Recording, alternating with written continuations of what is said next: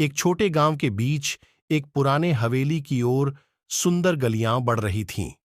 यहां का माहौल भी अनोखा था, क्योंकि हर रात इस हवेली की ओर जाने वाला कोई लौटा ही नहीं। लोग कहते थे कि इस हवेली में भूत रहते हैं। एक बार की बात है, एक बहादुर युवक नाम राहुल गांव में आया। वह एक खोजने वाला था और अपनी पहली खोज की लालसा में इस हवेली में रात बिताने का फैसला किया। रात के अंधेरे में हवेली के दरवाजे पर राहुल खड़ा था।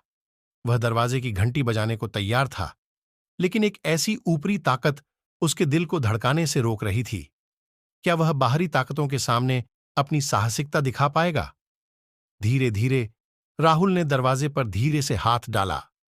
चीखों की गूंज उसके कानों में गूंज रही थी, लेकिन वह अपने होश संभालते हुए दरवाजा खोलने की कोशिश कर रहा था। दरवाजा खुला।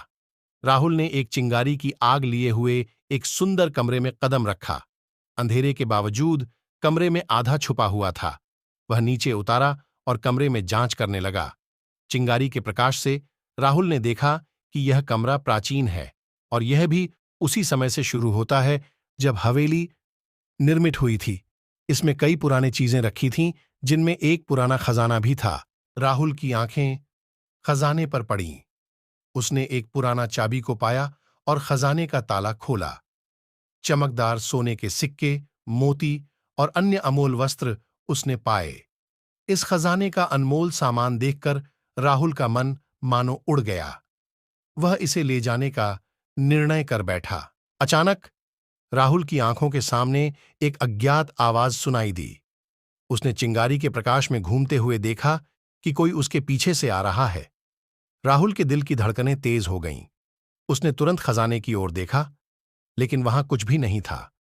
क्या यह सब उसके दिमाग में बनाया हुआ था? धीरे धीरे उसकी सांसें शांत होने लगीं।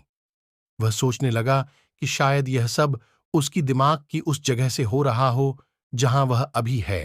तभी एक और आवाज उसके कानों में गूंज उठी। वह बाहर है, राहुल ने अपने आप से कहा। वह तुरंत उठा और दरवाजे की ओर देखने लगा। दरवाजे के पास वह एक अज्ञात आदमी को देखा। उसका चेहरा अंधेरे में छिपा हुआ था, लेकिन उसकी आंखों में कुछ अजीब सा था। राहुल की धड़कनें तेज हो गईं। वह उसे बारीकी से ध्यान से देखने लगा। अचानक उसकी आंखों में कुछ गजब का दिखा। यह ये कौन है? राहुल ने उसे पूछा, उसके धड़कते हुए दिल के साथ। अज्ञात आदमी मुस्कुराया और उसने कहा, मैं हवेली का राजा हूं।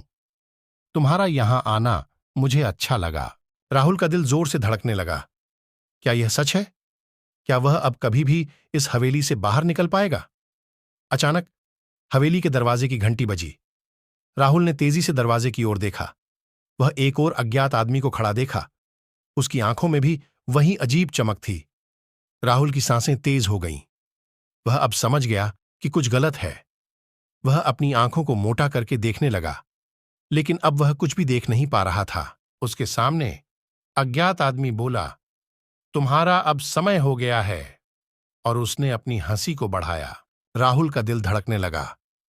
वह तेजी से बाहर निकलने का प्रयास करता हुआ, लेकिन दरवाजे की ओर जाने की जगह वह एक और अज्ञात आदमी से भिड़ गया। राहुल की आंखों में भय की चमक थी। उसने अपने आप को संभालते हुए कहा, कौन हो तुम? क्या चाहते हो? अज्ञात आदमी ने मुस्कुराया और कहा, मैं तुम्हारी मौत हूं। राहुल का दिल एक स्थिर हो गया। वह जानता था कि वह अब कभी भी इस हवेली से बाहर नहीं निकल पाएगा। अंत में हवेली की राजकुमारी ने उसे जिंदगी की सच्चाई बताई, और राहुल ने समझा कि वह एक प्राणी की आधी जिंदगी में था। उसने अपने कार्य की प्रतिज्ञा की कि वह हवेली के बंदिशों को तोड़कर उसे मुक्ति दिलाएगा। राहुल की यह वीरता और निर्णय उसे आगे बढ़ने की शक्ति दी।